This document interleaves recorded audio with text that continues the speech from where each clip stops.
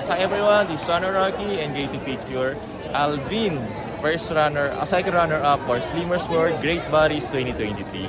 Ayun, ano yung naging preparation mo para sa competition and ano yung sa tingin mo naging edge mo against the other finalists? For me is yung pag-prep ko sa pagkain. Yung talaga yung mas tinutukan ko. Diet talaga. Yes, especially, pinaka-importante talaga yung diet bukod sa workout. Yung sabi nga nila is 80% is all about nutrition, 20% is about. So yung edge ko naman sa mga candidates, co-candidates ko is may advanced calisthenics skills ako na nagamit ko siya na performance. Creative kanina na. Yes. In terms of diet kanina, ano ba yung mga bawal sa'yo? May mga bawal ba sa'yo? Like bawal ng rice, bawal ng ganito?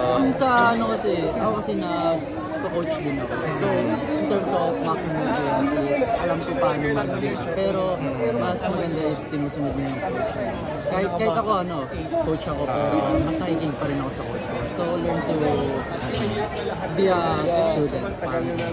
And in terms of workout naman, gano'n ka kadalas mag-gym and gano'n katagal per day? 2 to 3 hours ako mag-gym. Pero yung may rehearsal kami is dire-diretso na from 3 p.m. to 12 midnight. Puro workout yes, yan. May hindi lang workout, may mga rehearsal. And then, ano pa ba? Sa mga workout. Yun lang naman. And last na lang, what's next after this competition? Magka-quality off-season. May pag-aanda ng competition in the next year. Medyo malaki. So, mga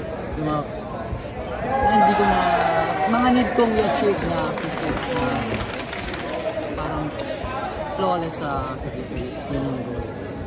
Okay, thank you again and congratulations. Thank you.